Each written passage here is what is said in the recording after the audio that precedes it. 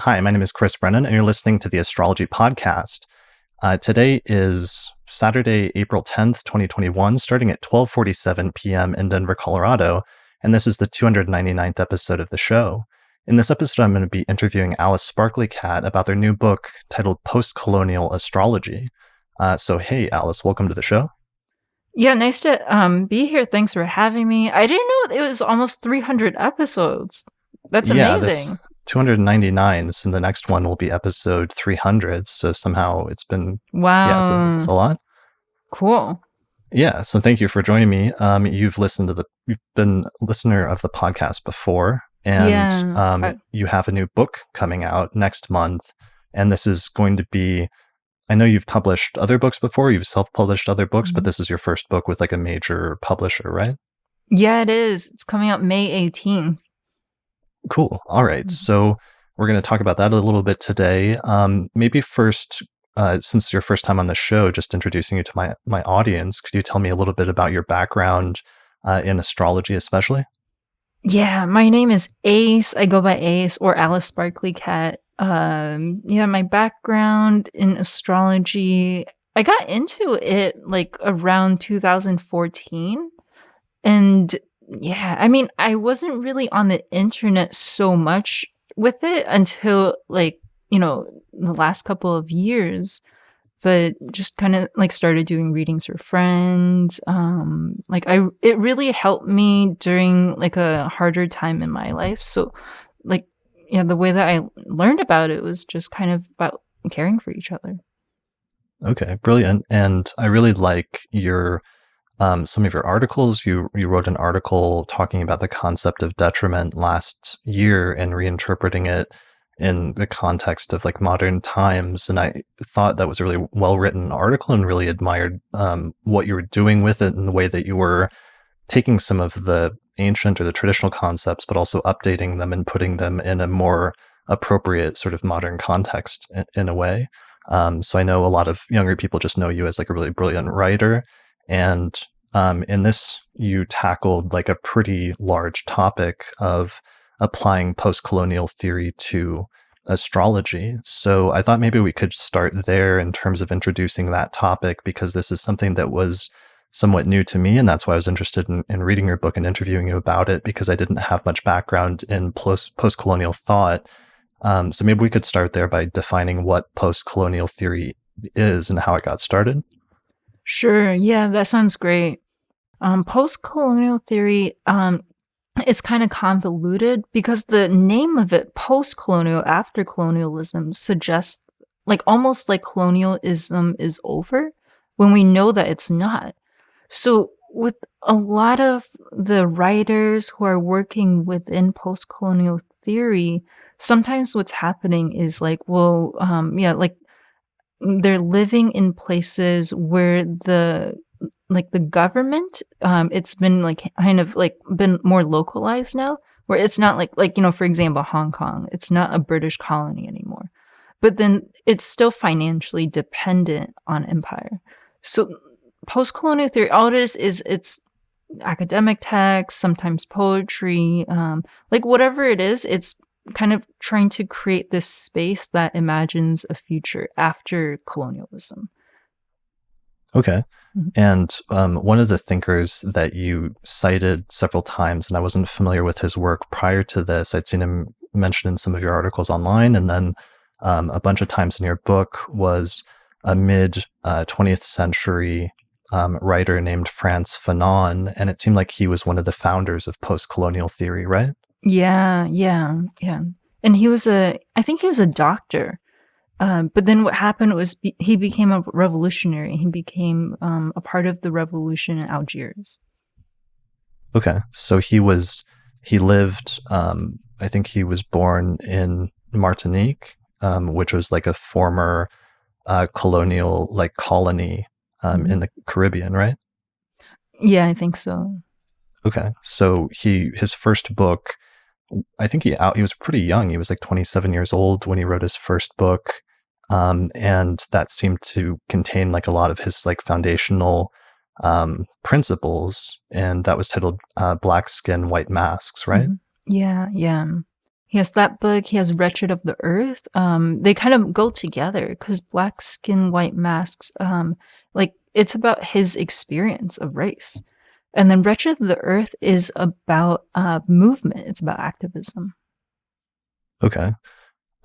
So maybe we could talk about, like, for somebody that doesn't have the background, like, why that is important. And for him, it seemed like a much more visceral thing because he was still experiencing the the immediate effects and after effects of colonialism, um, and why that was important. And he seemed to be, since he was a psychiatrist, very much focused on the psychological impact that that had and the lingering psychological impact on the cultures and societies and peoples that were affected by colonialism. And that's why this was an important concept to him, because even if the rule of some of these colonial powers had ended, the after effects of some of those things was still lingering in a very pervasive way in society, right? Yeah, yeah, and it's an ongoing occupation. That's what colonialism is. So, yeah, it's still ongoing. So I think that's why a lot of people really love his work, is because we see ourselves in his writing. Yeah, and I mean, that first book he wrote, it's like it's so much from his personal experience. So there's just moments where like you really feel it in your heart. In the second book, Wretched of the Earth, like that's important too, because he wasn't just a theorist; he was an activist. He was really involved in struggling. Right. So it wasn't just like descriptive in terms of the negative effect that colonialism had on colonized peoples, but also it was like prescriptive in terms of what should be done about that and how people should attempt to break free of that in different ways. Yeah, yeah. Hmm. One of the quotes that I found, I think it was actually from a YouTube video where I was watching different channels on post-colonialism, but one of the things that said about Fanon's work is it said that, quote, existentialism argues that individuals develop by exercising their free will. Seen in this light, colonialism, which stifles the free will of the colonized, is shown to be inherently dehumanizing. And it seems like that focus of the dehumanizing effect of colonialism was a like recurring theme that's being identified and kind of articulated, um, like how destructive that can be, even as a lingering effect, as like a main focus, right? Yeah, yeah. That's a huge part of the work. Oh, sorry. Oh, let me mute this chat. So, okay, so I'm trying to think of if there's anything else we should touch on just to outline what post-colonial theory is, because it seems like this is a major topic in academia, and there's a number of other, besides Fanon, major writers like Edward Said and other authors. Are there other influential authors that we should mention or that people should know about or look into if they want to study that Mhm. as a core topic Yeah, I first? really want to amplify the work of Sylvia Wynter because she talks about astrology in her work. Hmm. She talks about yeah, she talks about Greek and Roman. She calls it astronomy, but she's really talking about astrology. Okay. Okay. Um, cool. So let's see. So when it comes to the book, um, over the past couple of years, I feel like I've heard more astrologers talking about, post-colonial theory and sort of applying it to astrology and talking about what the implications are within the context of astrology. Mhm. One of the main people I often hear talking about this has been Dana Lynn Knuckles, who is at People's Oracle on Twitter, but then also more recently and more frequently you over the past year or two as well. What has been your approach, or in what way have you wanted to integrate post-colonial theory into your work as an astrologer? Yeah, because like when I do readings, like they're mostly for people of color. So then a lot of the symbols that are in Western astrology, I think they change so much in the readings. So like, that's why I kind of wanted to talk about with the book.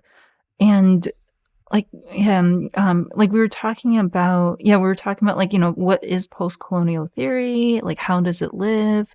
Things like that. There's a lot of key concepts in post-colonial theory that are kind of integral to astrology too.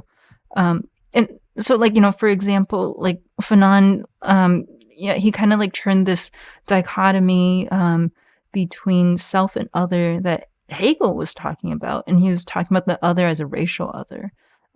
For example, with Sylvia Wynter's book, she talks about astrology and she calls it an ethno-astronomy. So, like, what she says in this essay that she wrote called Unsettling the Coloniality of Being, which is an amazing essay, is that she looks at how the idea of the human is overrepresented. So, like, like so much of, as you were saying, post-colonialism is about how racial others are dehumanized. But she actually flips it. She looks at how the human is represented. And she talks about it in terms of religious terms and supernatural terms, but also humanist ones. So she doesn't really care whether something's religious or cultural, which I think we sometimes get bogged down with science versus religion, things like that. She's saying, well, both of these cultural categories, she calls it the two culture divide. She's saying that both of these categories, they actually work to represent an idea of the human. And this idea of the human, it is something, and this is really important, it's something that represses the economic struggle between the classes. So, I mean, I love that word because, like, when she talks about this difference between the human and the other, she calls it a colonial difference, and she points it at this divide between the spirit and the flesh, which, that's fate and fortune. That's spirit and flesh. So yeah, like a lot of what we're like just, busy talking about on astral Twitter or as astrologers, it's living in post-colonial theory. Okay. So there's a lot of concepts that maybe we inherit from culture, or that either astrology has contributed to, or that astrology is received from culture, that are things that are there that maybe we take for granted, that we don't realize are tied in with other power structures that are maybe like not so good in society, that we've inherited sort of collectively. Yeah, I think so. Okay.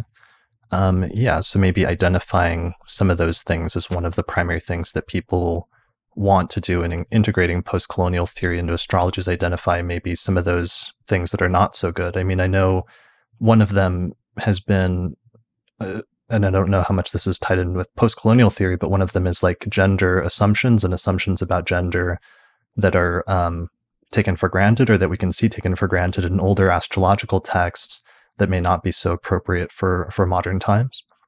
Yeah. The question of gender, it's really interesting because, this, but like the moon, it's like thought of as feminine so much, currently, but like I guess like it didn't look like that was the case for, all of its history. And so, with gender in astrology, I think that there's an assumption that, well, the older traditional texts, like they're gonna be like more gender, they're gonna be a little bit more gender essentialist. They're going to advocate for these strict gender roles more, but I didn't find that to be the case. I found that like gender as we know it, it's a modern invention. And so the way that we remember it as a traditional thing, like that's a construct of modernity, actually. Right. I think you pointed out in your book, and your book ends up primarily being a treatment of the planet and an application of like post-colonial theory to an analysis of the significations and meanings of the planets in different ways, and the way that that manifests in society, both positively and negatively. But you pointed out how the moon god in some ancient Mesopotamian cultures was male, or conceptualized as male and not necessarily female, so that there's like this discrepancy in the tradition where you can't always take it for granted that it's one thing or the other. Yeah. So in the book, we talk about the moon and then we talk about Venus too. So there's kind of these like different types of genders. I think we think of gender as like so totalizing, it's a monolith, it's like one binary, but it's actually several binaries between several different things.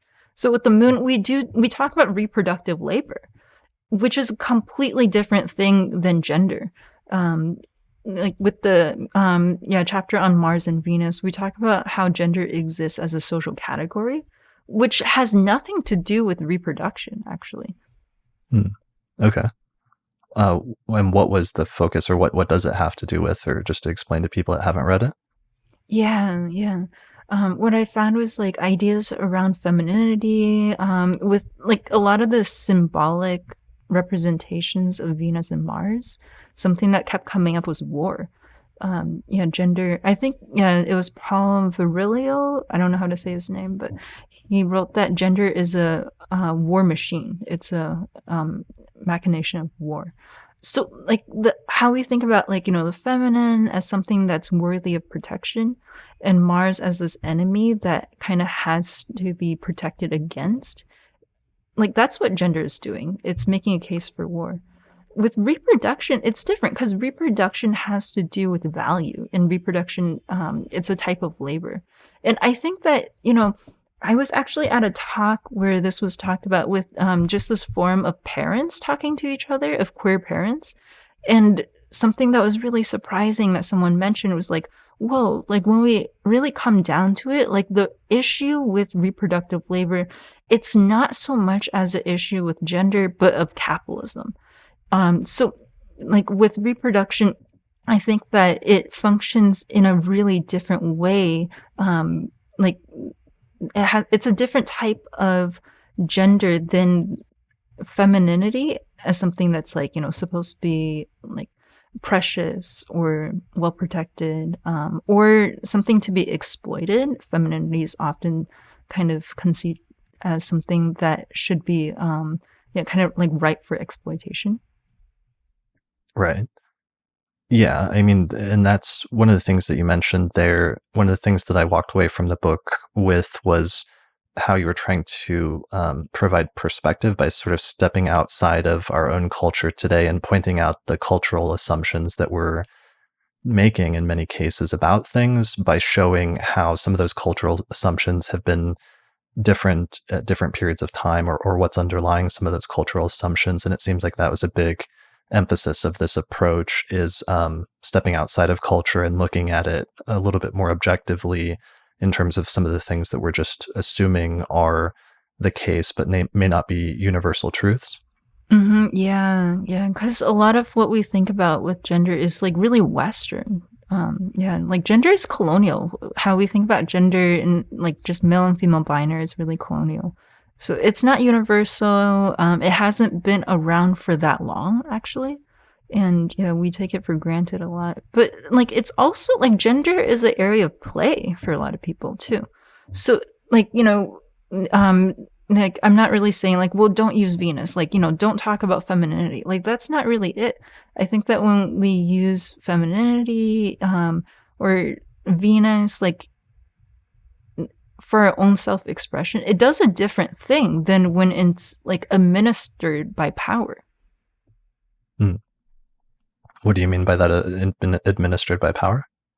um if we think about the images that we're just constantly creating and circulating around what femininity feels like, what it looks like, how it's experienced, like a lot of our ideas around, for example, like beauty, I mean, it kind of comes from power, but then, like, the question is like, what does it mean when we practice it? For example, like, it's a really different experience to hear a queer person talk about femininity, than it is to hear a cishet person talk about it. So Hmm. yeah, and I'm not saying like, oh, don't use these terms, don't use Venus. Like it's not like anti any like kind of thing. It's more about like, well, yeah, how do we actually use astrology as a language in a way where we're practicing like care, and we're yeah, practicing what people need. Right. Yeah, I mean, well, that's one of the major changes that I've seen in the astrological community over the past decade and even over the past 5 years is that, there was a real, I talked about this in recent episodes where in the mid 2000s, I read I found an old article by Noel Till where he said that there's no young astrologers coming into the field, and that all of the baby boomer generation, which was the last big influx in the 1960s in the West of the hippies and the quote unquote counterculture, they were all like in their 40s and 50s and were getting really old, and they weren't seeing newer astrologers coming into the field, and it seemed like the field was dying. And then all of a sudden in the past 10 years, there's been this huge influx of new people into the astrological community and a new generation coming in and now starting to take over. one of the things that's really notable about that is the previous generation of astrologers, and just as a young astrologer in my 20s, 15 years ago, during that time where I didn't see other young contemporaries, is the field wasn't as diverse. And all of a sudden the field has become much more diverse over the course of the past 10 years. And the type of astrologies that they're inheriting, are not necessarily set up with that in mind, because they were being written largely by a more, I don't know if the right term is like monocultural, but from a certain perspective. And yeah, that seems like one of the things that's being addressed now is, is the astrology, how to adapt astrology, to that in modern times and to the needs of people that are using it in the early 2020s. Right. Yeah. Which, like, yeah, I mean, astrology, it's a language. So then it always changes throughout practice. Like, there's no original form of language that never exists.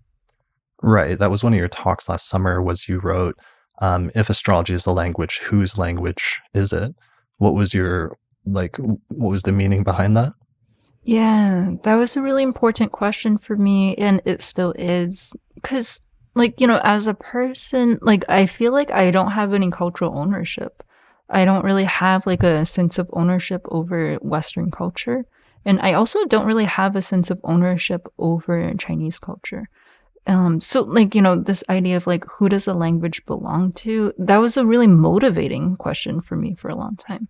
And like, yeah, I mean, the kind of like point where I'm at right now with language is just like, well, language, like the root of the word translation, I don't know if this is true or if it's something that's just like kind of passed around, but the root of the word translation is treason.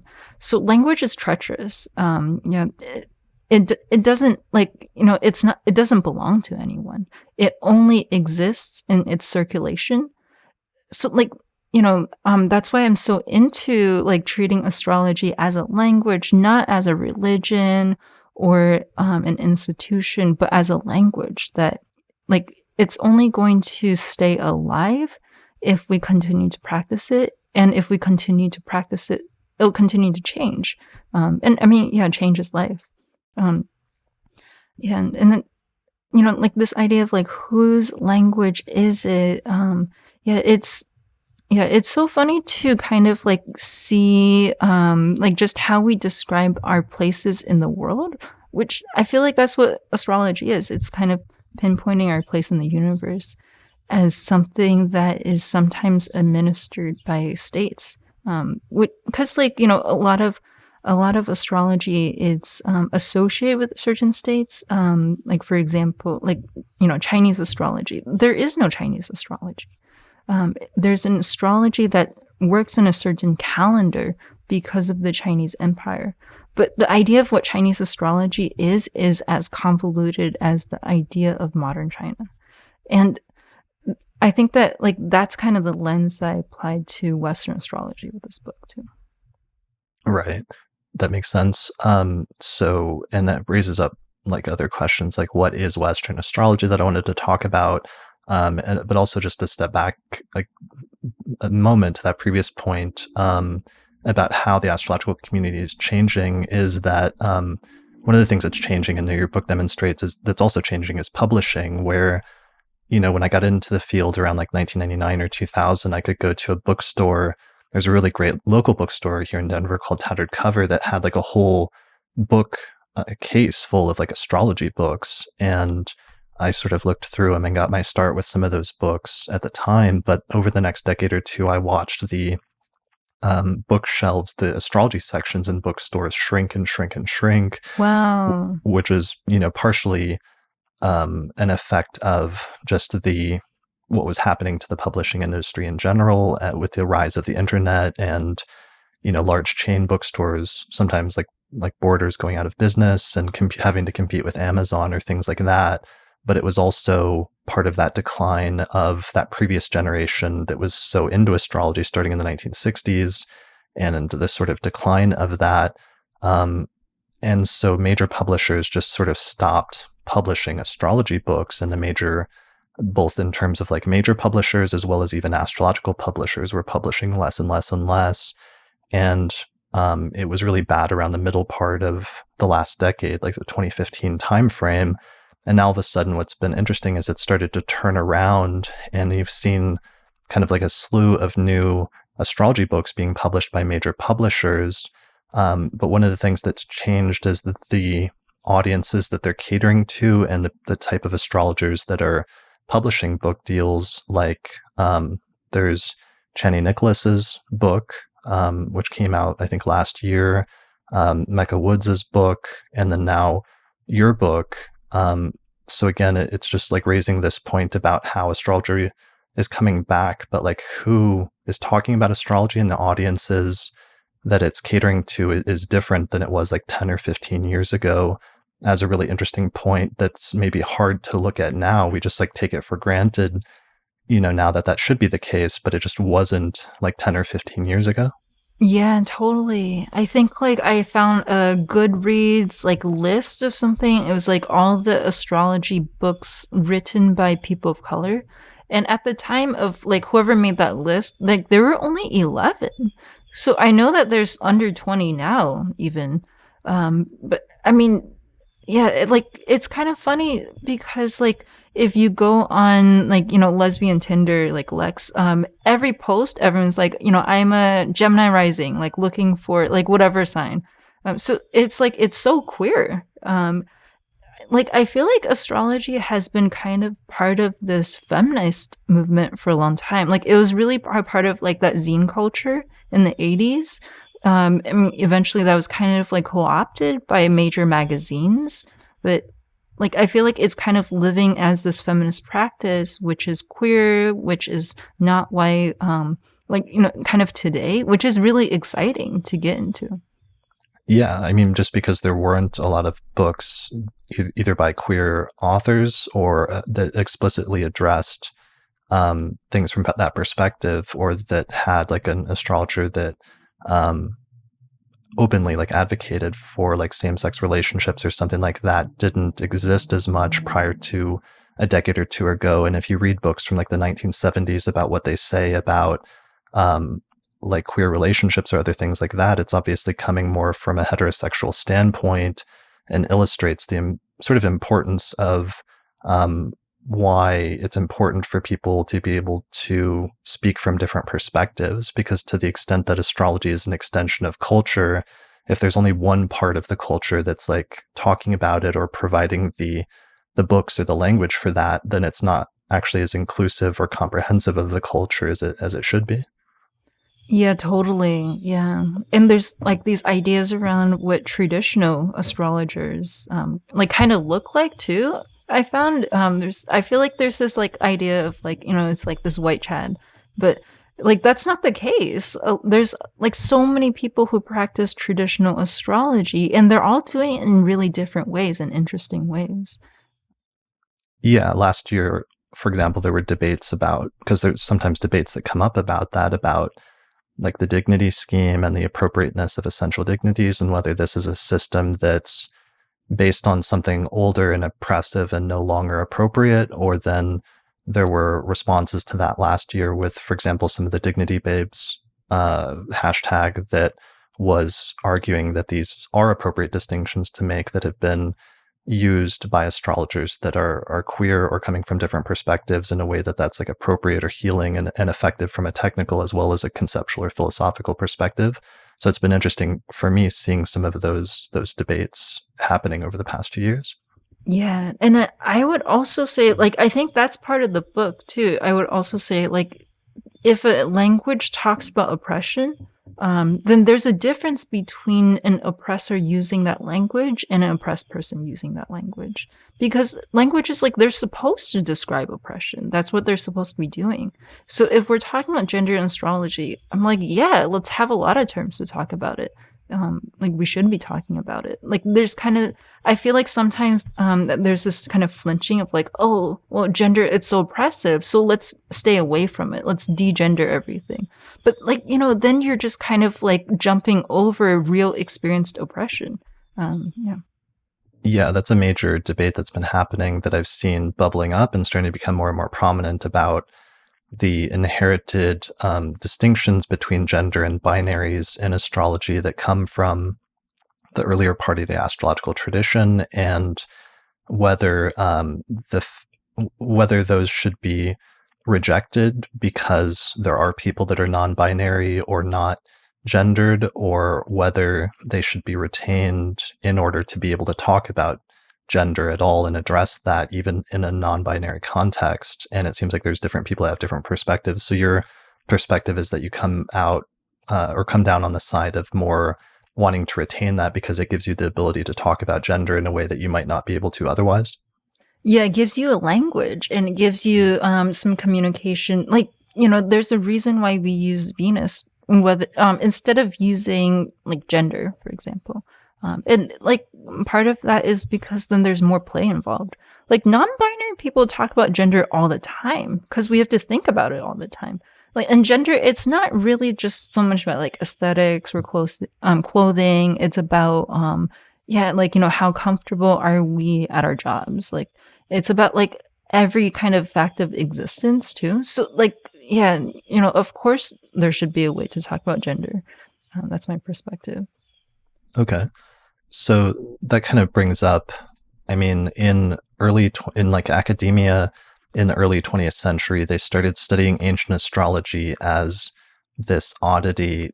But one of the arguments that the scholars made in defense of studying ancient astrology, even though they didn't believe it was true, was that they said astrology in different time periods is a reflection of the culture of its time. And therefore, if you go back and study ancient astrology, what you're actually doing is you're getting an inside look at different cultures and what the cultural assumptions are that they're making by seeing how the astrologers interpret birth charts and things like that, because they're talking about people's lives and presumably providing and using a language that accurately describes what they think about the world in some sense. So it seems like that's part of what's going on here in terms of adapting modern astrology and the language of astrology or contemporary astrology to the contemporary world so that it addresses those things that are important to the people that are using it, but also when you're seeing clients so that you have a language to use with your clients who are coming from a wide variety of different backgrounds. Yeah, yeah. Like, like I always say to clients, like astrology, like this isn't what's like kind of doing the healing in a session. What's doing the healing is yourself. So, this language, like you can use it however you want. Like there's no wrong way to use it. Right. That was a question I had in the book, the extent to which with astrology and the way that you're characterizing it, whether, well, maybe that's too big of a topic to get into about, yeah, what astrology is doing and whether it's like a phenomenon that's occurring in nature or whether it's primarily a language that's being used amongst people socially. And I wasn't sure if I got a full sense of what your answer to that question, because one of the things you actually say explicitly in the book at one point is that you feel like in the process of writing the book, oftentimes you were raising more questions than you were answering. And for you, the process of writing was more asking the questions rather than necessarily answering them, it seems like, right? Yeah, yeah. Because, like, I've been doing astrology workshops, like, consultations in community for, you know, like years. And the questions that always come up, they can't really be answered. And the questions that come up are, like, basically, well, if Western astrology, if it's not universal, if it is specifically Western, then how does it work? Like, or rather, like, like, what is it doing? Yeah, how is the work being done? And then another question, because like a lot of like with tropical astrology, like it's climate based. So then it's talking about geography too. So it's like, what about the global south? Like, what about yeah, like climates that are not similar to Rome? Yeah, what about that question? And then like climate change. Climate change always comes up as a question too with tropical astrology. So like, we can't really answer these questions.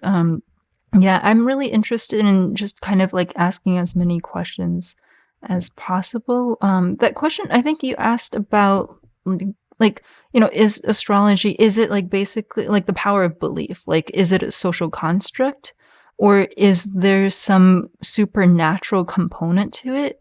I think both exist the same time. So that question, it doesn't really bother me. Like, I think that astrology is a social construct, but I think that there is something really mystical about imagination. So, yeah, and, that's kind of like where I'm at with, the things I believe. But mhm. One of the things you mentioned really quickly there that might be good to talk about is Western astrology universal? And you take the position that it's not necessarily. Could you expand on that more, or what you mean by that? Yeah, for sure. Like first off, like to kind of define Western astrology or how I see it, is that well, the West, it's not really like a fact of a thing. The West is a certain perspective. The West is like most of the materials that make up the West and most of the labor that is being done to create the West, that is actually non-Western.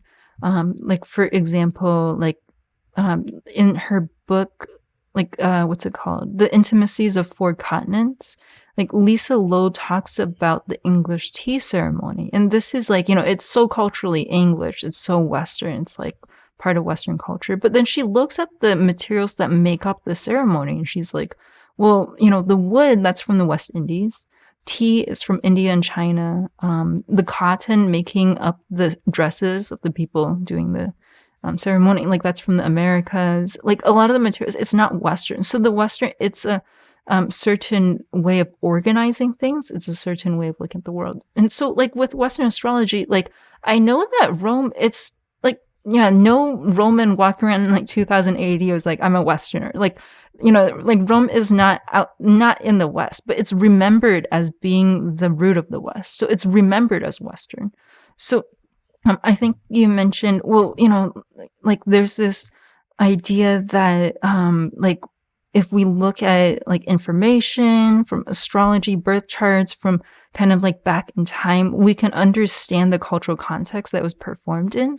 Yeah, I have questions around that. And maybe that's just like my own thing, but I think that we can't really figure out the cultural context that a lot of these older things were performed in. I think that we can only understand more about how these things that survive are remembered and recirculated. So yeah, and that's mhm. Okay. Yeah, I mean, part of it, so that was a great example of the English tea ceremony, and how the point there is just that it's actually a component of, different things from different cultures that have been adapted, and now that we now perceive in retrospect as a uniquely English or Western thing, but it's not necessarily if you deconstruct it and break it down into some of its primary components. And that's a similar process that you went through with the book, where you sort of deconstructed Western astrology and some of the core language of Western astrology through the planets and some of their traditional significations, in order to get to a similar thing in terms of looking at where some of those different components that we use in the language of astrology came from. And it seems like that was, I want to say from my perspective as a reader, like one of the main purposes of the book. And you even labeled each chapter like the etymology of the planet, of certain planets. Yeah, that's the kind of breakdown of it. Yeah. Okay. So the purpose of that then, and the focus then in talking about Western astrology is, it seemed like sometimes there's a tension that comes up between, and I see this is already something I see in the community in looking at like astrology Twitter and the discussions around applying post-colonial theory to astrology, is a tension between wanting to embrace astrology versus sometimes, to the extent that astrology is seen as tied in with colonialism, wanting to reject it or reject parts of it because of that perceived connection with colonialism, and that being sort of a tension in the dialogue that's happening today surrounding astrology and post-colonial thought. And that, Totally, yeah, and that's not unique to astrology. You see that with art, with literature, with everything. mhm. So maybe let's expand on that then, because that's definitely one of my central things, and that I was curious about, especially going into your book, is how that would be addressed and like where you come down on that. And it seems like it's complicated, basically, right? That's the answer, is it's complicated. It's really complicated, and a lot of the emotions around it, a lot of the emotions around like, just what have I inherited from my ancestors that still lives in me? Like this kind of thing. It's like you can't really like answer those emotions without being able to shift the reality. And the thing is like, colonialism, it's an ongoing project. So a lot of the issues that we're responding to emotionally with astrology, like they can't be solved on our own. So I think that it like that tension that you're talking about with, well, how do I change the culture that produced me, basically? Like that tension, like it can't really be resolved until we see how change happens. Okay.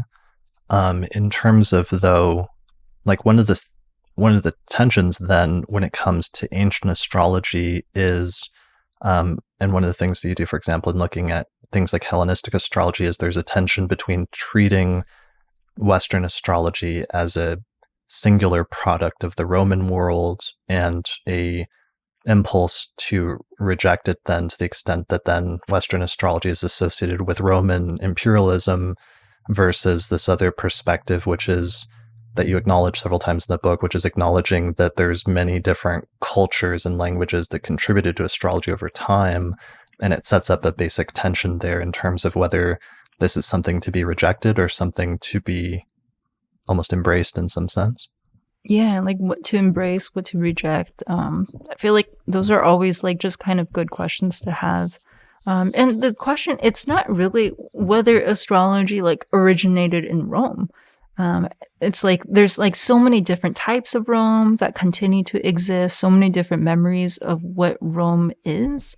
Yeah, whether that's in our military or government, or like whatever it is. And like yeah, because like the point, the reason why the point isn't that like, well, astrology it's Roman, so then it has to be rejected, is because a lot of like when the times when astrology is cited, it's cited as not being Roman. Like a lot of people, like in Rome, they were like going to Egypt, and then a lot of people in the British Empire, they were going to their colonies in India and saying that they learned a lot about astrology there. But again, like, the materials that create the West, they're not Western in origin, but they're Western in perspective. They're Western in how we remember them.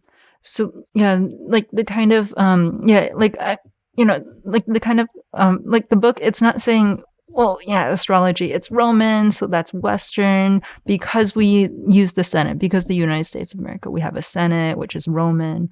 We have a Roman idea around the military, like, you can join the military and get these privileges. Like the Romans, they use the military to kind of like, uh, get people who are enslaved to become citizens.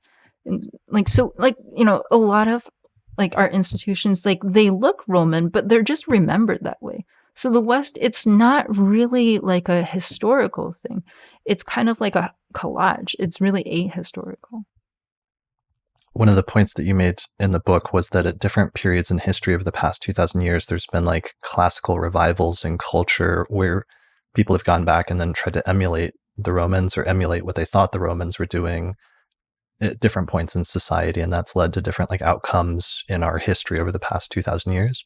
Yeah, like with the French Revolution, like I think it was Marx who said, well, they're like kind of like wearing togas.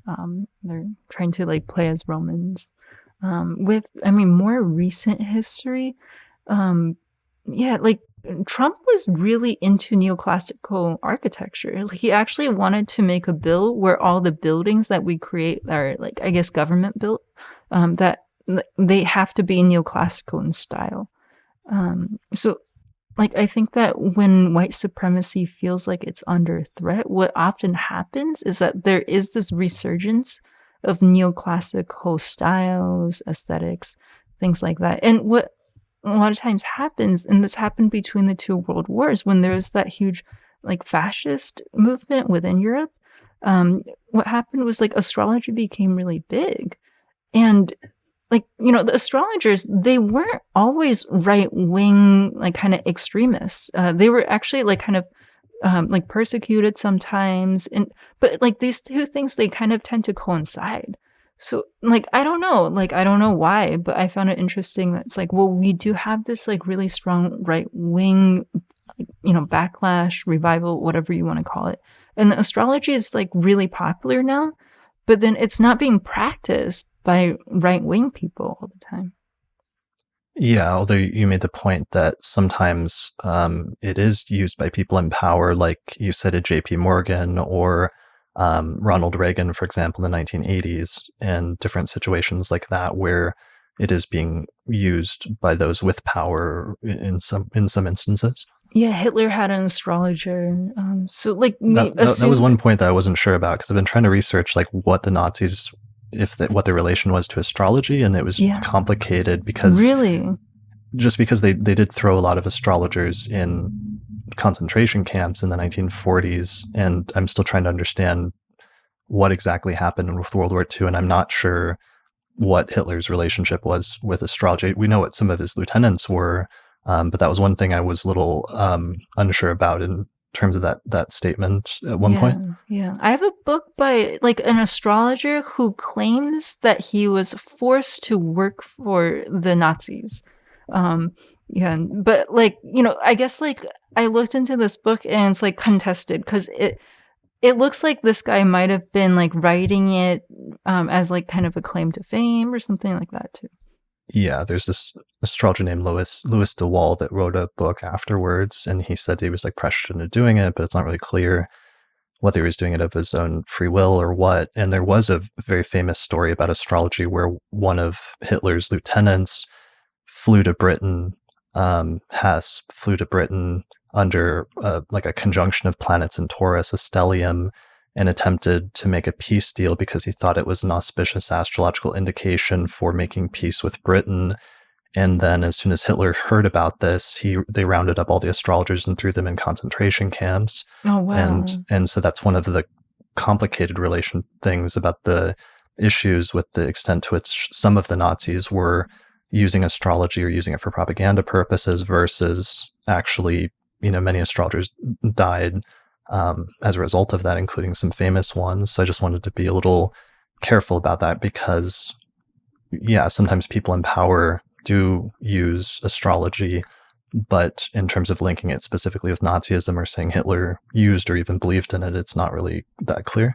For sure, yeah. I think that we see that from people in power a lot. It's like, well, this thing, this style, this aesthetic, it's being used for propaganda purposes. But then the people who kind of practice that or where it came from, like, are yeah, marginalized, oppressed.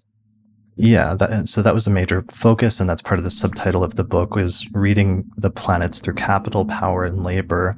And notions of power were one of the main things that you focused on, and that's a good, like right away in one of the first chapters with the sun, you really focused on things like how, um, like monarchies or like a king would have power is not through, I think you said like dictatorial or authoritarian executions of power, but through attracting like revolving spheres of power like around them that like radiated down or outwards or something like that. It was like very interesting imagery in terms of how you're describing this within the context of the sun and the way that power sometimes works when it comes to dynamics with the sun. Yeah, yeah. I think that, like, like, yeah, this is just like kind of a like more recent study of the sun god, like Louis. I can't remember what number it is, Louis the 15th or something. Might have been, sure. Yeah, yeah, something like that. Like that, the guy who built Versailles, and yeah, a lot of the people around him, they were invested in him having power because then they could have prestige. So, like, yeah, and like power, it doesn't work in a top-down way always. It always works in a way where people who are under power also produce it. Yeah, and I thought that was a really interesting and brilliant discussion, and that provided a very great, interesting insight into what you were trying to do with the book in taking and applying some modern sort of like political theories and explaining them in the context of this language of astrology and things like the meaning and traditional understanding of the sun, but giving a different perspective on it in that way. So I don't know if you can expand on that anymore, but how that works in terms of um, hierarchies of power sort of is what you went into with that and how that's relevant in other areas as well. Yeah, yeah, because like with the sun, we're talking about light, we're talking about sight, we're talking about gold, and with light and sight, we're talking about surveillance, actually. With gold, with these centers of power, we're talking about capital. So then we're looking at, well, what, like, what makes a capital? What does a capital really do? And with surveillance, we're looking at like, whoa, like, yeah, like, this is something that we did in Fresh Voices is like, we talked about the sun, we talked about surveillance, and then we looked at like when we are actually in control of the light conditions that we're visible under, like, whether we are in, like, we're able to have control over lighting at our jobs, because some people are, and then some people are not. And so, like, we did some journaling just about how our bodies feel when we are not in control of the lighting. We did some journaling about how our bodies feel when we are in control of the lighting. But like lighting, it's such a power relation. Because, like, kids, they can't really control lighting. Incarcerated people are not allowed to control lighting. If you go into a store, you're not in control of the light. If you go into a public space, you're not in control of the light. We kind of like, we're only in control of the light kind of in our private homes.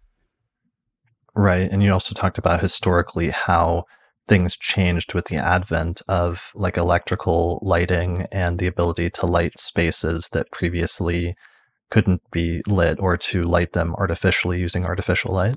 Yeah, electric and also gas lights. Gas lights were used for a long time before electric lights.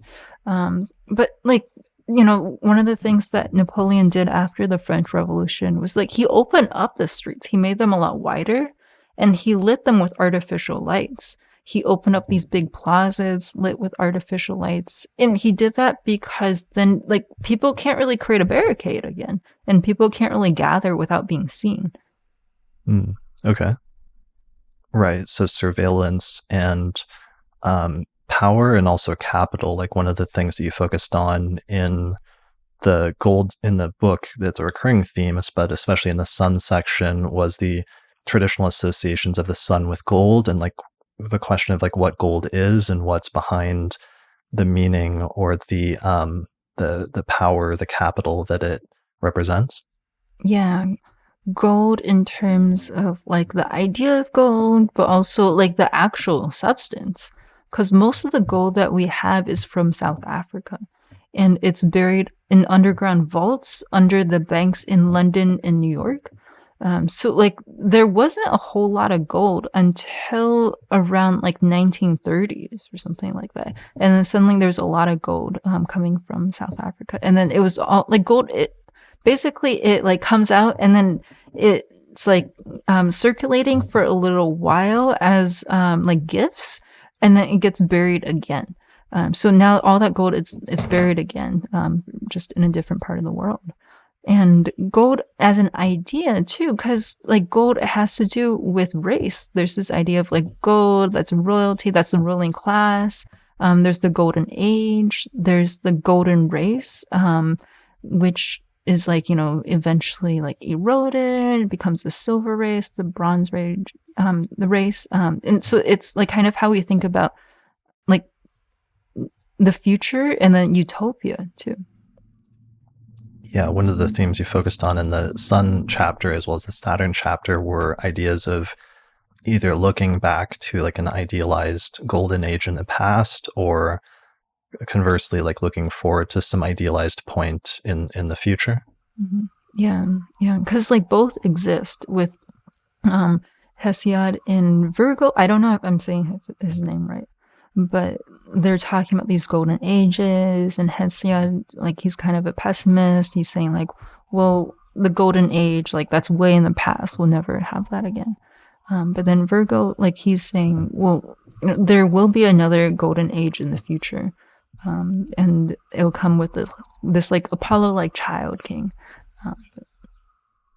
Right. And just some of the ways that those idealized frameworks influence things. And that of course comes up Mhm. also in astrology. And recently, over the past decade, there's been this revival of traditional astrology and this looking back and sort of idealizing of the past as astrologers recover parts of their tradition that they didn't really have any access to in previous generations. And there's some similar discussions that come up then in terms of idealizations of either the past or the future or what have you. Yeah, yeah. The past, it's always idealized, whether that's because it's like, oh, well, Roman, that's like the backbone of Western society, or it's like, oh, these non-white cultures, they're kind of like our ancestors. And then there's this weird thing that happens where non-white people are seen to be like culturally older than white people. So yeah, just kind of idealizing the passage of time. But I think that's what astrology is talking about. Like when we practice astrology, like we're kind of working with time too. Right. Yeah, definitely. Working with time, and you had some phrase about that in the book, about the temporal like nature of astrology or something like that. Yeah, because like basically what astrology is, it's like a proposal for how we structure time. And yeah, and so like, thinking about how our images or associations about how time is thought of, like even within the practice of astrology, like that's super important. Right, definitely. So in terms of like one of the things we are going to talk about was tradition versus modernity and the supposed opposition between the two, um, and ideas about how those work together in order to create our conception of the West. Um, One of the things, like I wasn't sure going into it, and I felt like you went a little bit. I was curious how you conceptualize your own role as an astrologer or your own background and technical influence or what tradition, quote unquote, that you represent. I felt like in some places you went harder against like traditional or Roman or Hellenistic astrology than I expected. And I was curious, like, not what the goal is, but how you conceptualize your own background in astrology. Yeah, I don't know. Yeah, that's something that's always changing. Like, my influences, I mean, Demetra George, Sam Reynolds. Yeah, I mean, like, yeah, like I'm a Mercury in Pisces, so everyone kind of influences me. Like, even if Okay. they disagree with each other, too. But like, in terms of how I practice astrology, yeah, I see it as a form of care work again. So if for example, if I have a client who's like, I really want to use an asteroid, like I'll never say no to that. Like, yeah, if it works for you for talking about something, then let's use it. Um, yeah, it's just like it's so important to me that astrology is whatever it is you need it to be. And yeah, I know that like that's maybe like a little bit different than you. I don't know though.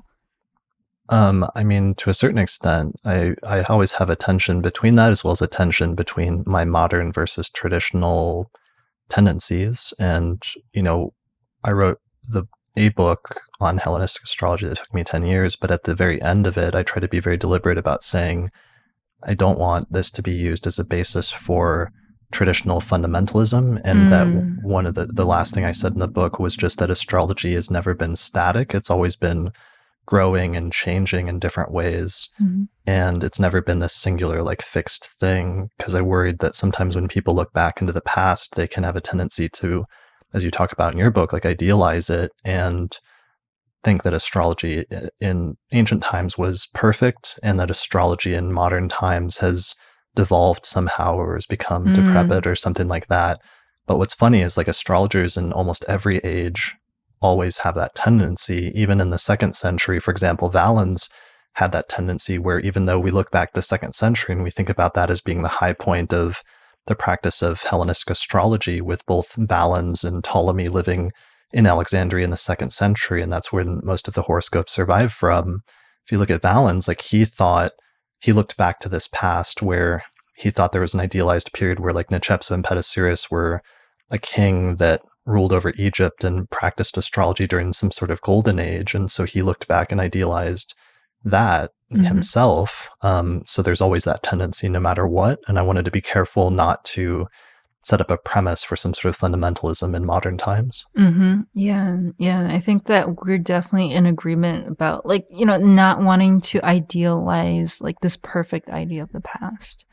Um, and with the tradition and modern thing, like, yeah, I mean, a lot of like what we mean when we say traditional gender ideas, for example, is like we're talking about modern gender ideas, because like ideas around, yeah, around gender, like they're being produced constantly by capitalism, and that's an ongoing thing.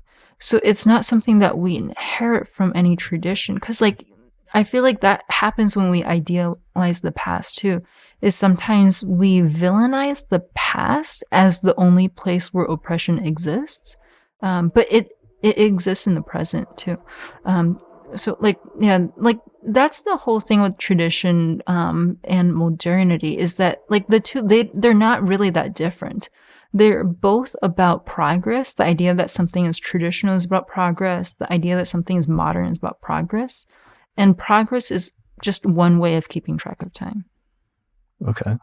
I guess that was one question I had from the book, was to what extent do you want the book to be seen or interpreted as a rejection of tradition or rejection of older ways versus more of a critique or an analysis of it in order to gain perspective on it in some sense?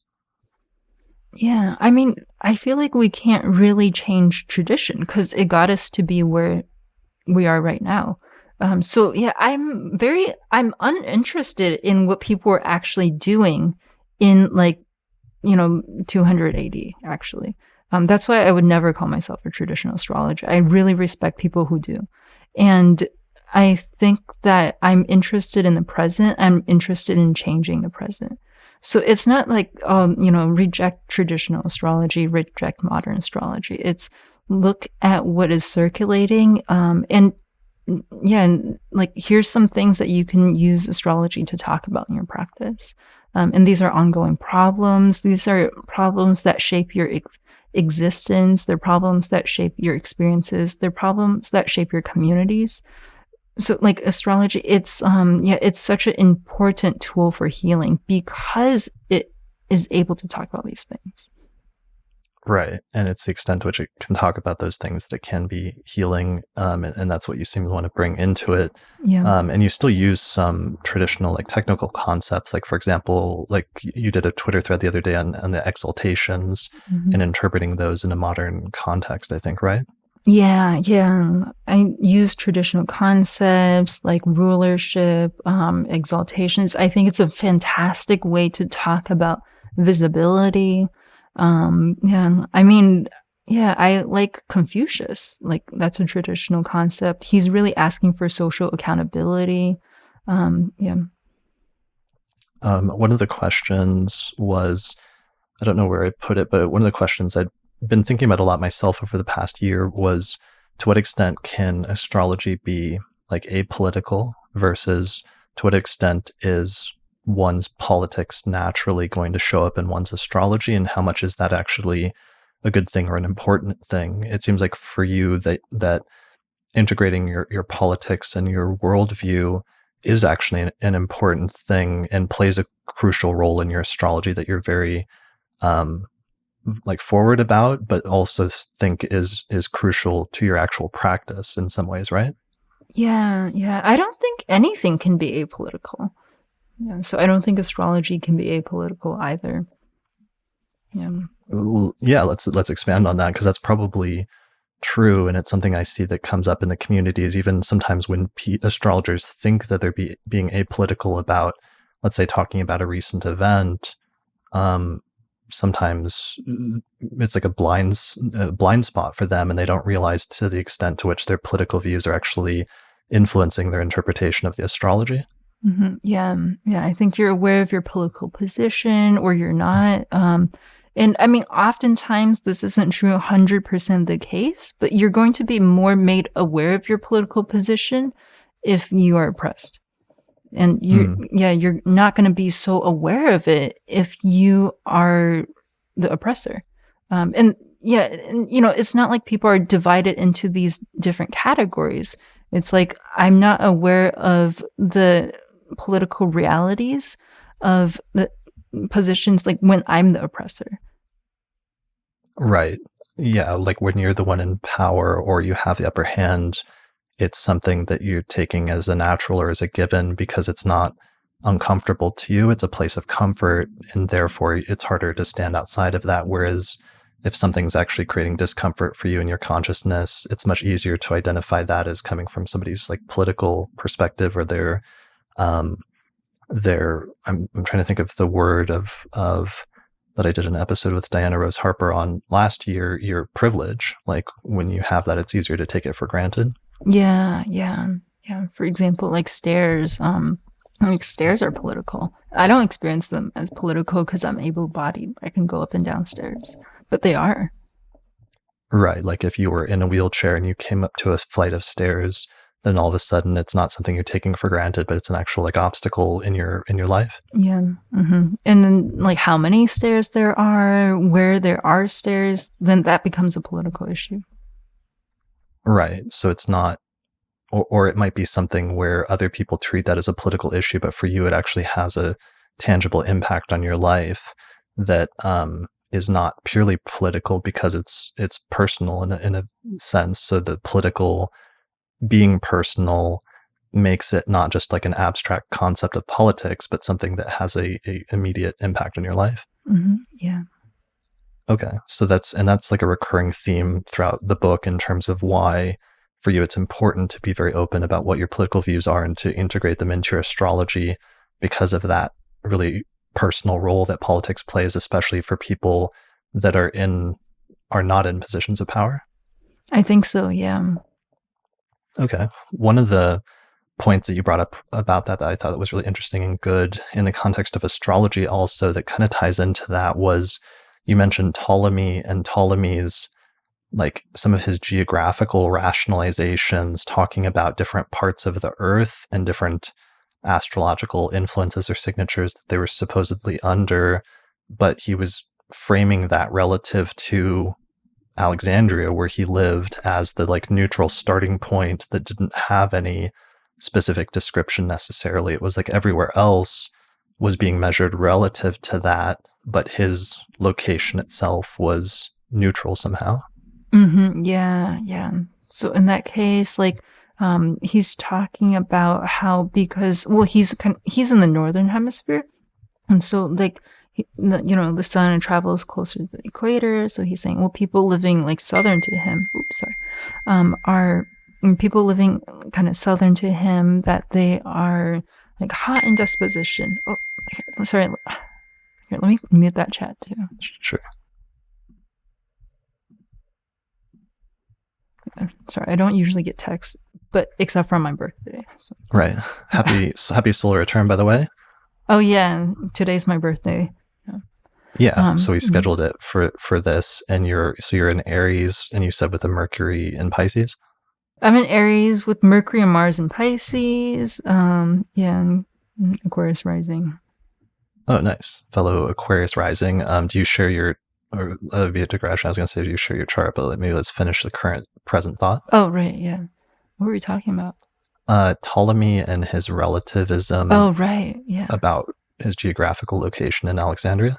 Yeah, yeah. So when Ptolemy, he's writing about what he calls particular astrological concerns. Like he's living in the northern hemisphere, so then the sun is like it's moving closer to the equator. It's hotter, like south to him. But he's saying, well, people who live like in the southern regions, like they're hot in disposition, and he's comparing that with the sun. He's talking about like the moon's phases and like the east and west thing too. And he's saying, well, people have like particular cultural differences because of these astrological things. But then like he's totally ignoring his own like center region. He's just assuming like he has no characteristics or something. Right. Which yeah, that's kind of like that's one of the questions that I think that people ask a lot is, well, this cosmology that was kind of like, well, it's at least like thought of as being originating in Rome. I mean, it's here in the United States as a settler cosmology. like it doesn't really describe like Capricorn season as being really cold and sad. Like that's not true in like Australia. But like somehow like the idea of like, well, when the sun's in Capricorn, like this is what kind of happens. Like it's still being practiced.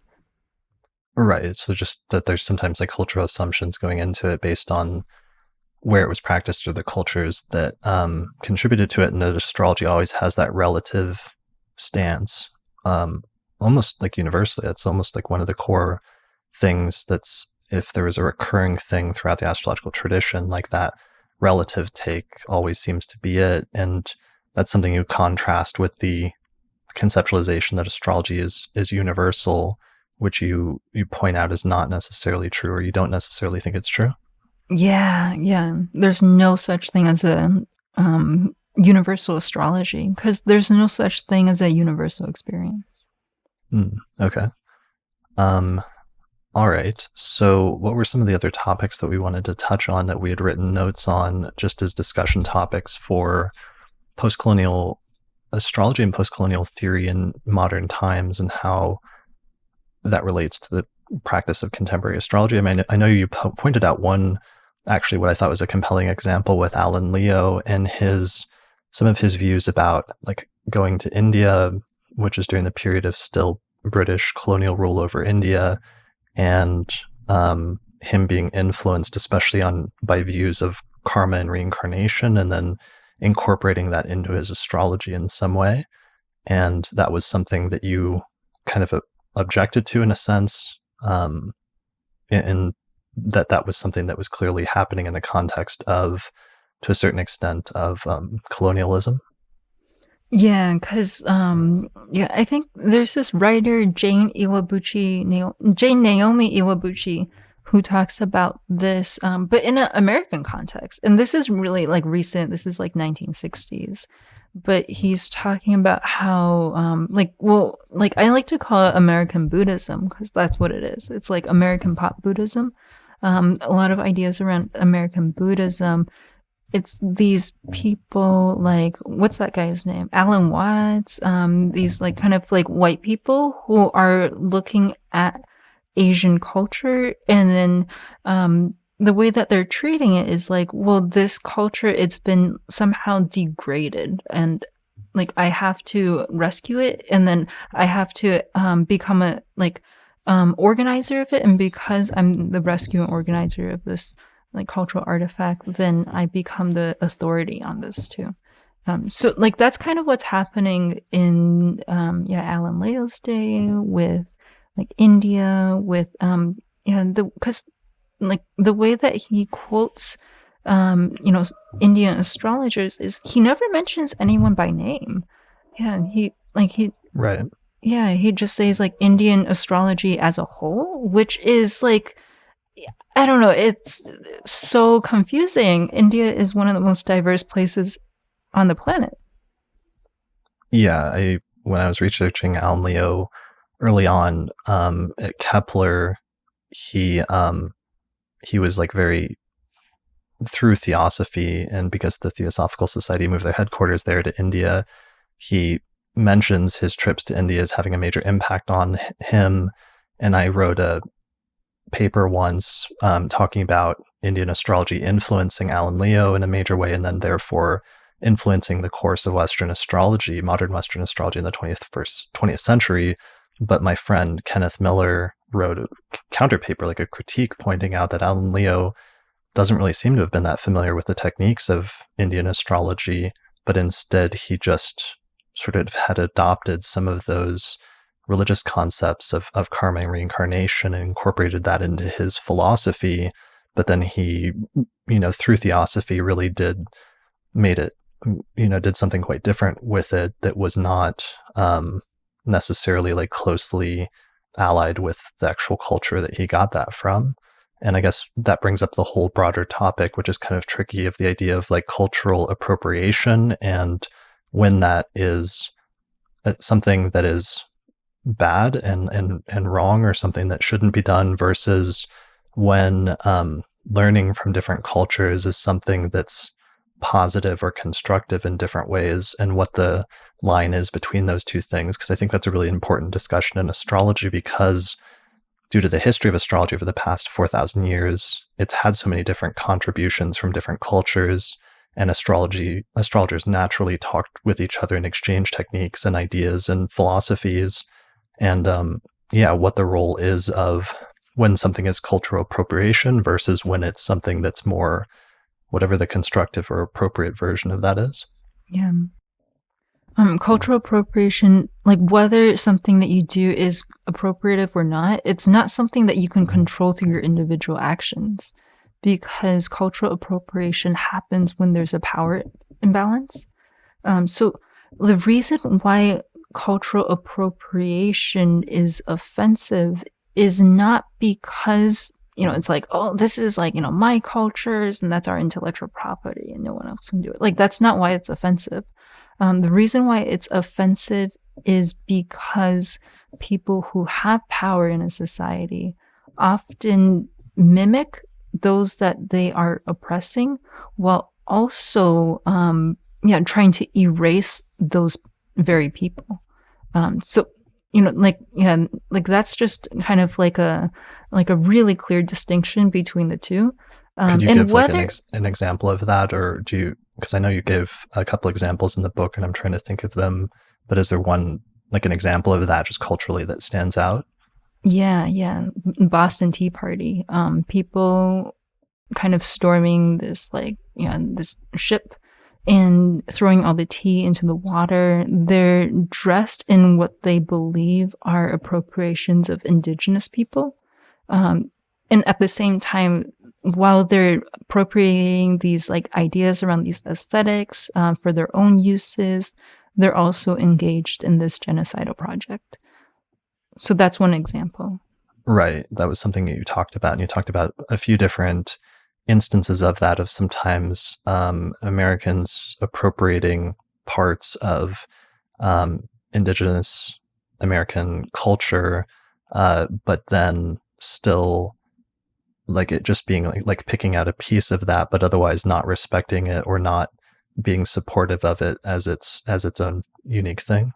Yeah. And also Alan Leo appropriating ideas around karma or reincarnation, but then like being a colonizer in India. That's a pretty clear case of cultural appropriation. So whether you are culturally appropriating or not, like that's not your choice. It's not something that's up to you or something that you can change with your individual actions. It points at these larger problems.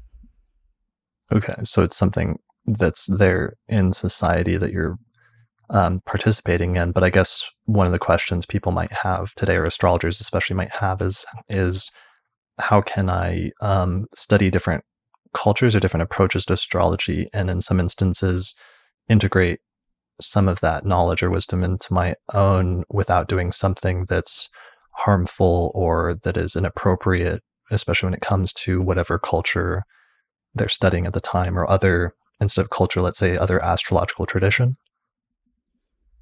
I think that you would have to figure out why you want to study it. Yeah. And this is something that I want to ask every white person who's interested in East Asian cosmologies. Like, why? Yeah, what are the reasons? Right. I mean, I'm thinking of other instances, for example, of like, let's say, if you want to study the astrological tradition, there was a lot of astrologers where the locus of activity moved to like Baghdad, and astrologers were writing in Arabic in the 8th and 9th centuries. Mm-hmm. And so different astrologers might want to study that period in order to I see see. see what astrology is like, and integrate it into their own practice. Mm-hmm. So it's like, are things like that considered, would that be considered cultural appropriation, or is that an appropriate role in terms of astrologers studying parts of the astrological tradition in order to better or create more effective techniques in their own practice? Yeah, I don't really see that as appropriative because that's, the Middle Ages. You're not really, the, like, the astrology being done in Baghdad around that time, like, it's part of the tradition of Western astrology too, or it's been absorbed into how we think about Western astrology. Yeah, I don't really I mean, I could be wrong. I'm not Middle Eastern, so I don't know how someone living in the Middle East would have a, like, reaction to that. Okay. Yeah, I mean, and I guess that gets to one of the main things and main discussions that I can kind of see happening in the future as like post-colonial theory is applied more to astrology, is just dealing with how culturally diverse astrology is, especially what we call Western astrology, encompasses 4 or 5 thousand years of history and dozens or hundreds of different cultures and a bunch of different languages that it's passed through at different points and different religions and different ethnic groups that were practicing it at different times or religious groups. And that tension, because it's got such a diverse history of just applying some, wanting to be careful and wanting to be respectful of different cultures while at the same time embracing the diversity of astrology over time and history. Yeah, totally. So let's see. I was going to say, if you have any advice then in terms of astrologers or what you want them to take away from your book in terms of applying post-colonial theory to, one of the things you did was looking at astrology in different eras. But is the primary thing just being careful and cognizant of what your own biases are or your own cultural perspective is? I think that, yeah, it's not about, like, being careful of anything. Like, the reason why I, like, made the book is so that there's, like, a way of talking about these issues that are really alive in our lives. So, like, that's just the intention. Like, the reason why it just focuses on the 7 planets is, like, there's no technical pieces in the book. Yeah, there's no way that, like, I think that anyone should be practicing astrology. Like, there's no, like, kind of, like, criteria for that. And yeah, and people, like, a lot of times practice different types of astrology simultaneously too. And so, like, yeah, that's totally fine. The book is just there as an option for if you want to talk about oppression in your practice. Like, hey, like, here's some openings. That's it. Yeah, it's not like oh, yeah, here's how you do, like, post-colonial astrology or anything like that. It's yeah, here's some information, and how you use this information, that's up to you. I mean, as you practice, like, you might have a different relationship to this information, just as a practitioner. And yeah, people can talk about oppression any way that they want to, too. But yeah, in the book, it just, like, it gives you, like, little windows. That's all I was trying to do. Like, that's why I think I like questions too, is because they open up little windows. Yeah, that's all the book is trying to do. That makes sense, because you're like bringing in discussions that haven't been had in an astrological context up to this point, and trying to discuss things in the context of astrology, like such as capital or such as power or such as labor, in an astrological context, which you don't usually see in discussions up to this point. Mhm. Yeah. Okay. And I know at one point in the introduction you mentioned potential, like you kicked around with your editor, like different titles or different things. Like, what were some of the other provisional titles for the book? Oh, they were, like, really bad because I'm not very good at, like, naming things, anything. And yeah, I wanted to name it Magic Ism because, like, there's magic and then there's isms, which, so I wanted to be about, like, here's this institution of magic. But, like, like, rightfully so, my editor was like, no one's going to understand what that means. And it's like, how about we name it post-colonial astrology? I think that, like, it would just make people understand, like, maybe the contents of the book a little bit better. So Yeah, I mean, it did, but then at the same time, I went into it thinking that it would be much more theory heavy about like outlining what post-colonial theory is in, like, academia, and then how this relates to astrology and, like, this very ABC fashion. But I instead, see. it was interesting that what it ended up being primarily was a discussion of the 7 planets and individual meanings, as well as, like, relationships to each other and dynamics and ways of talking about that in a way that I hadn't seen before in astrological books through those more political and through more sort of like left terminology.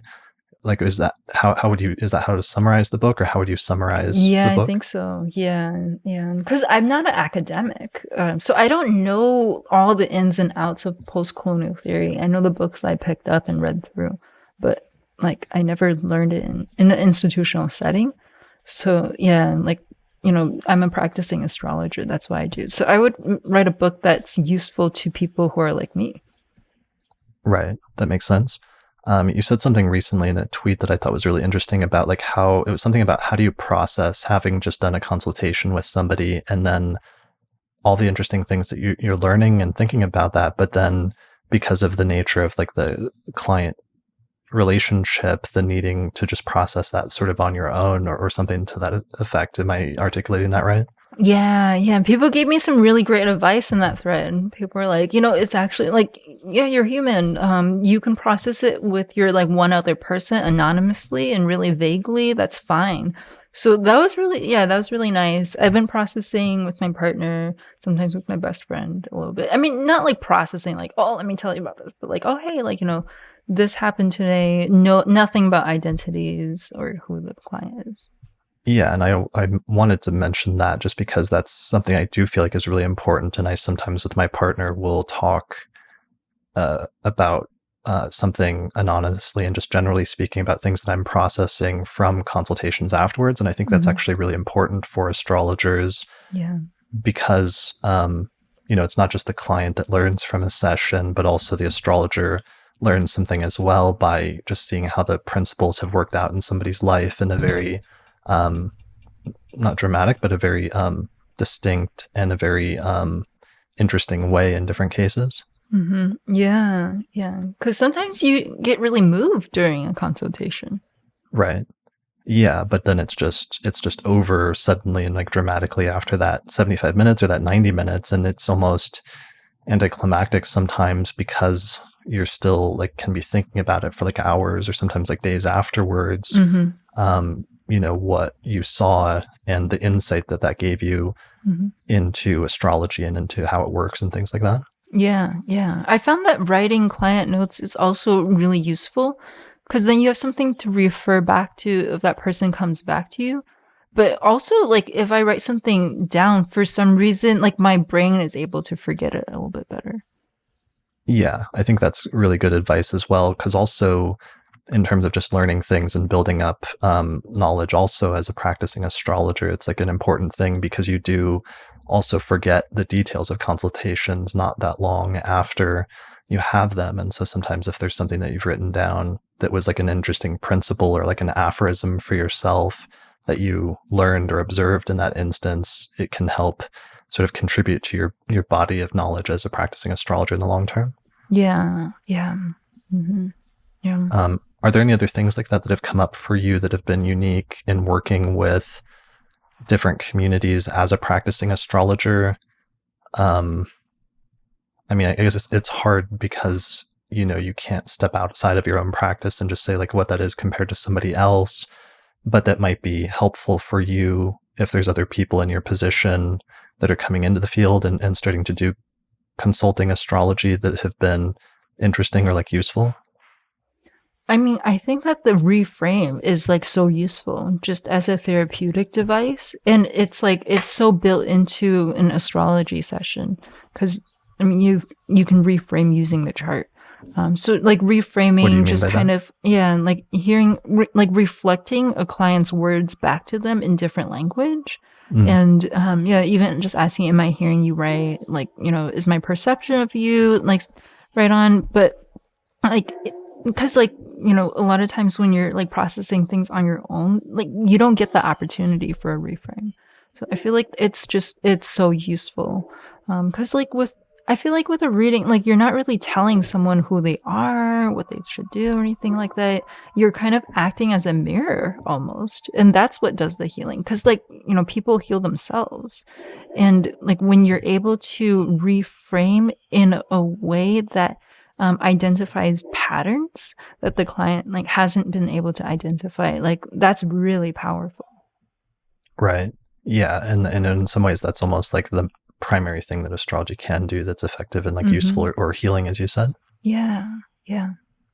Mhm. Are there any things that you learned when you first learned astrology that you felt like were not appropriate, or that you've had to change in terms of your technical approach or how you talk to people, um, that maybe you feel like were weird because they weren't developed by people that were used to speaking to different communities, like that you've had to change in your own technical approach?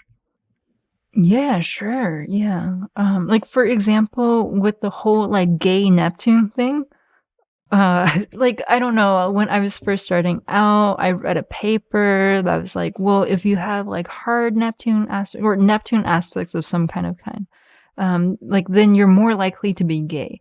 And I mean, the assumption is like, well, if you don't have these aspects, then you aren't gay. But then like, like all my clients are queer. And so like it's like yeah, of course like I never look for a Neptune anything in association with queerness.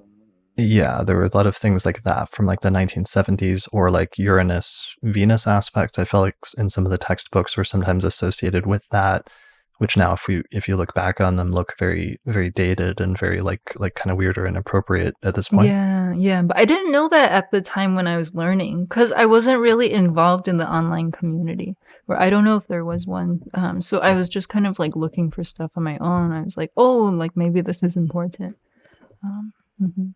What were your primary sources, or do you have any astrologers who were major influences on you in terms of your approach or the approach that you ended up taking?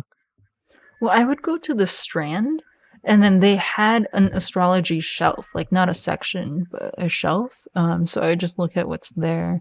And then I would go to East Village Books, and they had a whole wall of astrology books. So like, like I don't know why they had so many. They just had a lot. It was like a large percentage of their bookstore. Um, and I would just pick up like kind of whatever I found. So I was reading a lot of Liz Green, Stephen Royal, things like that. Who are some of your favorite like authors that influence you the most, or that are still books that stick with you in terms of things that stick with you in terms of your approach today? That's a good question.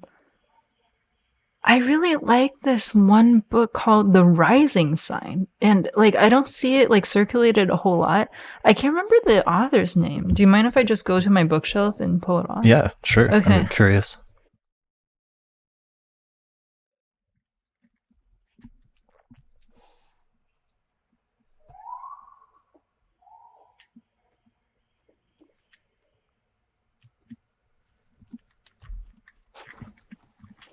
Yeah, I was kind of looking to see if there's any books, other books too. But I like this book. Jeanne Avery is the title of the person. Okay, yeah, yeah. Yeah, and I really like this book. Yeah, and so like this was like a really early read for me. And then I was really into Stephen Royal's book about Saturn. Like I got into your work and Demetra George's work a little bit later, but I'm a big fan of both of you. And yeah, I mean, like so many things. Mhm. Um, Cool. yeah. Demetra, I'll be doing an episode with her just after this one, so Oh, that's kind of cool. timely then. That's your 300th. Yeah, I think that might be 300. We'll Yeah. see Yeah. I was how really it. into this YouTuber too called Dolo the Pilotman. Mhm. Mhm. Yeah, I've seen you cite his work and some of your articles as being kind of influential on your thinking. Yeah, he was the first astrologer that I saw using the essential dignities. So that's kind of who I learned the essential dignities from. Okay, that makes sense. All right, I'm trying to think of any other major things that we meant to touch on, or major questions that we wanted to discuss. Is there anything that comes to mind that I'm forgetting, or that we haven't touched on or brought up at all at this point? I don't think so. Yeah, you're so thorough. Yeah, I usually try to be a little bit more prepared in terms of like a sequential, like major things I want to touch on, but there was just so much that the book covered, and you covered such a wide array of different sources and ideas when looking at the meaning of the planets in different ways that was relevant culturally over history, that it was hard to like condense it all down into like a singular discussion necessarily.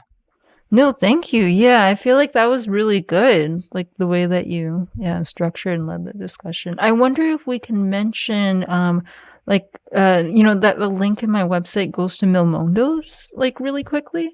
I don't know if we Yeah. mentioned that. We might have. No, we didn't, but we should. So the book is coming out next month, basically about a month from now. You said the publication date should be May 18th, 2021.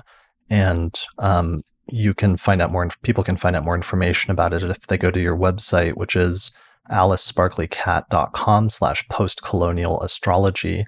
And there's a specific, especially if people live in the US, website that you'd prefer people to order it from, right? Yeah, yeah. The link on my website, it'll take you to a mutual aid project called Mil Mundos. So then 50% of their money, like it goes towards mutual aid. So, it's nice if you order from there. If you live outside of the US, the US and Puerto Rico, you can't order from Mil Mundos. They don't ship internationally. But what you can do is you can just call your local bookstore and ask them to stock it. It's super easy for them. If they have a account with Penguin, then they're able to do that. You can also read the introduction of the book on my website. There's a link also on that page that'll take you to the introduction. Okay, awesome. So that's at alicesparkleycat.com. You've also got a blog there, and you're also pretty active, like writing on Twitter and doing different Twitter threads pretty frequently, right? Yeah, I go on Twitter a lot. It's kind of an addiction. Right. Yeah, I've been experimenting with not having it on my phone as much lately just to refocus on things, but it's hard sometimes, yeah, because so much of the discussion, especially with younger astrologers, has migrated there over the past several years. Yeah, I just got on Twitter this year. I never was on it. Okay. What's your handle on Twitter? Oh, my handle on Twitter is Alice Sparkly Cat, all one word, and that's cat with a K. Got it. Okay.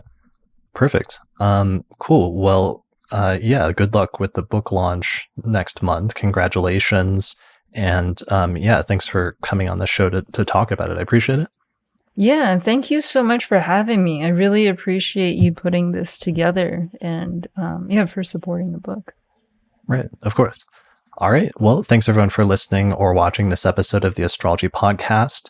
And enjoy the book, and we'll see you again next time.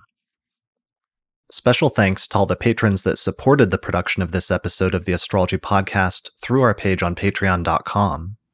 In particular, thanks to the patrons on our producers tier, including Nate Craddock, Thomas Miller, Catherine Conroy, Christy Moe, Ariana Amour, Mandy Ray, Angelique Nambo, Sumo Kopic, Nadia Habhab, Issa Sabah, Morgan McKinsey, and Jake Otero.